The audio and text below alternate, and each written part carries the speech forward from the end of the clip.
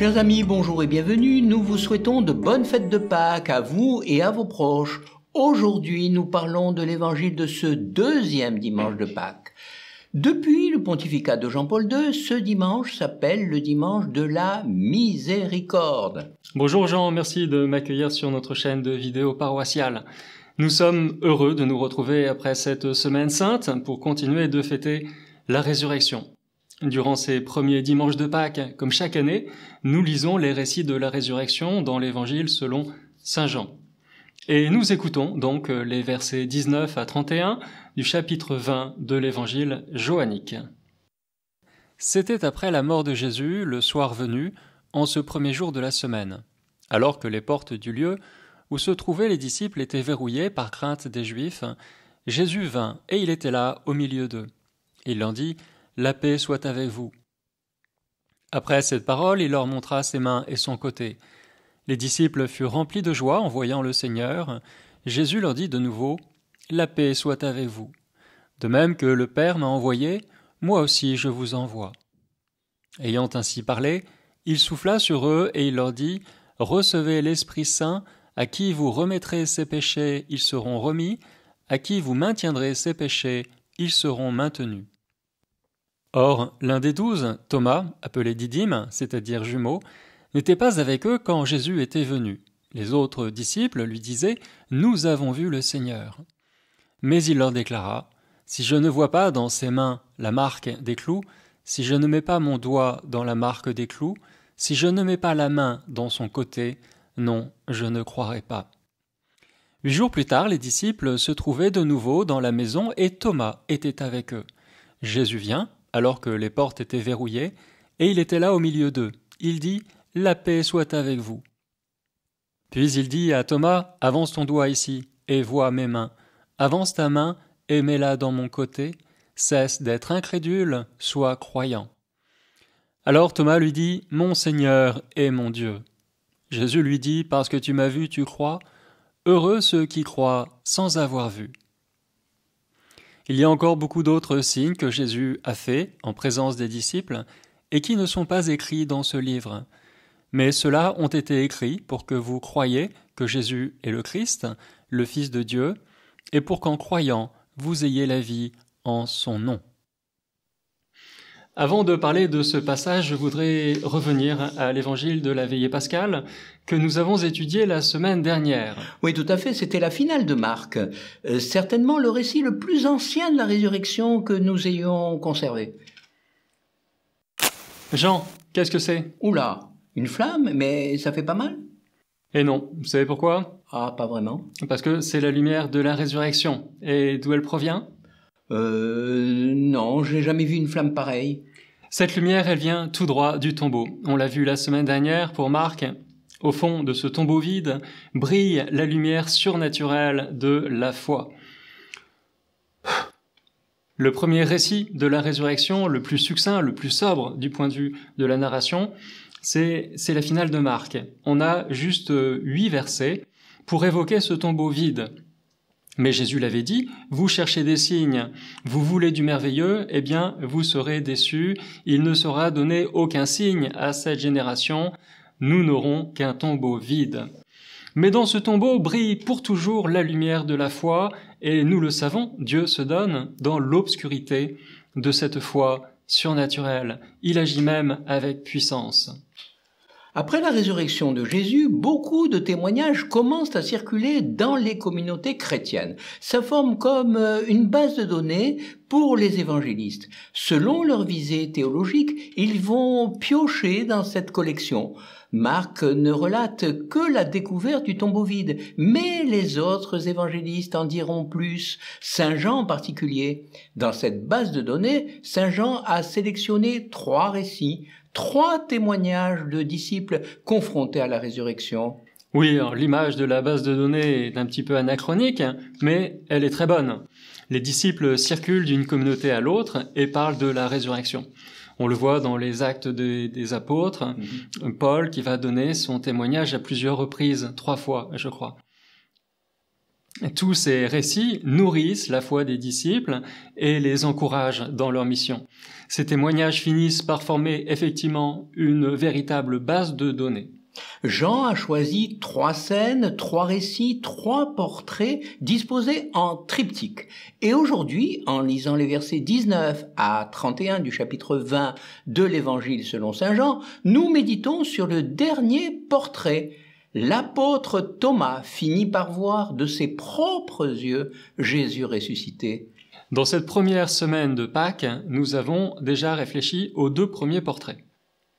Le disciple bien-aimé et Marie-Madeleine, je suppose. Exactement, il y a le disciple bien-aimé dans l'évangile de dimanche dernier. Devant quelques linges éparses, dans le tombeau, il vit et il crut. Il fournit une réponse de foi absolument idéale, à partir de presque rien, de quelques linges, du témoignage d'une absence finalement, il va pouvoir poser un acte de foi en Jésus ressuscité. D'ailleurs, Jean se garde bien de nommer ce disciple bien-aimé. Dans d'autres passages, il s'agit de l'autre disciple, ou encore l'autre disciple, celui que Jésus aimait. Il n'a pas de nom, il traverse l'histoire, il ne meurt pas, puisque Jésus dit à Pierre, « Si je veux qu'il demeure jusqu'à ce que je vienne, que t'importe, toi, suis-moi. » Bref, nous sommes tous appelés à croire comme lui, avec cette foi parfaite.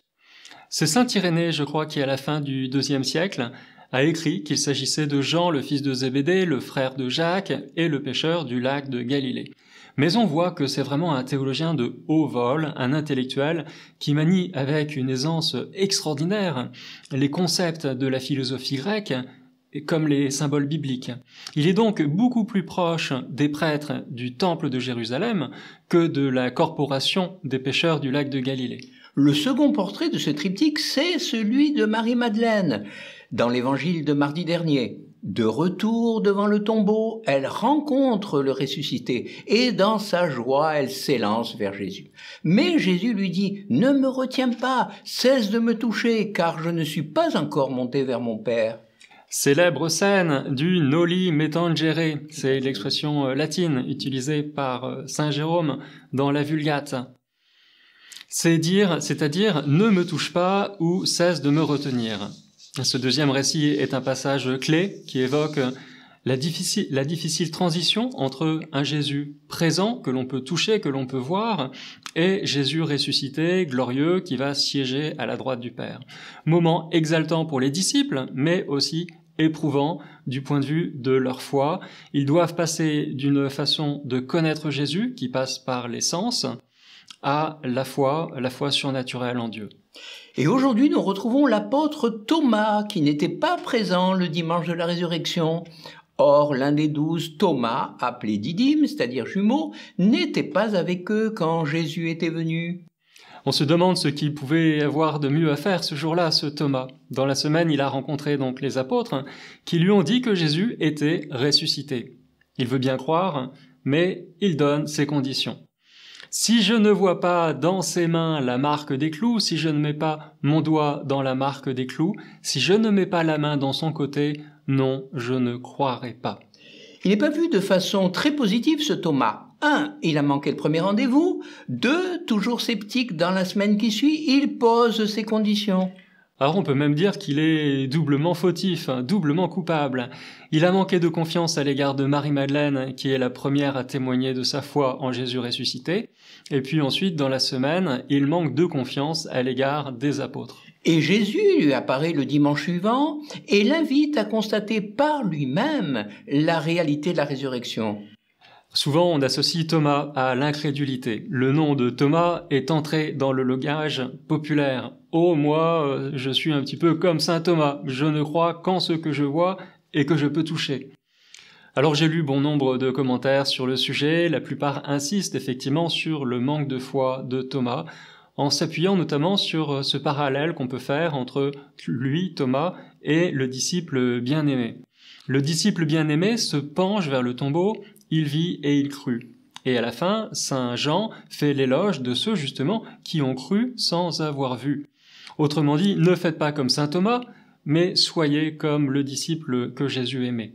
Alors, je me pose quand même une question. Si sa démarche est si mauvaise, comment peut-il être exaucé par Jésus? Sa demande n'est peut-être pas si absurde finalement. Très bonne question, Jean. Eh bien, pour réhabiliter Thomas, on peut dire deux choses. Thomas a su insister. Il ne voulait pas être un apôtre de seconde zone. Il voulait faire lui aussi l'expérience de Jésus ressuscité, comme les autres disciples. Et ça, c'est bien. Après tout, saint Jean l'écrit lui-même dans sa première épître, « Ce que nous avons entendu, ce que nous avons vu de nos yeux, ce que nous avons contemplé et que nos mains ont touché du Verbe de vie, nous vous l'annonçons. Oui, la vie s'est manifestée, nous l'avons vue et nous rendons témoignage. » Saint Thomas voulait lui aussi avoir de quoi témoigner de la réalité de la résurrection. Il a provoqué Jésus pour avoir une expérience directe avec son corps glorieux. Autre point à mettre à son crédit, Thomas a donné à Jésus le titre le plus beau, le plus noble de tout l'évangile, en disant « Mon Seigneur et mon Dieu ».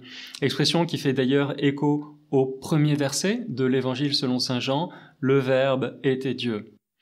Si nous demandons dans notre prière à être des témoins solides de la résurrection, si nous insistons, comme la pauvre veuve de l'évangile dont Jésus vante la persévérance, en disant « Demandez, vous recevrez, cherchez, vous trouverez, frappez, il vous sera ouvert », alors je ne doute pas que nous aussi, nous ferons aussi l'expérience dans la foi de Jésus ressuscité. Bon, alors finalement, Père, nous sommes tous des Thomas en puissance. Je suis Thomas. Merci d'avoir écouté et suivi cette vidéo jusqu'au bout. Pensez à liker, à partager avec vos amis, à vous abonner si ce n'est pas déjà fait.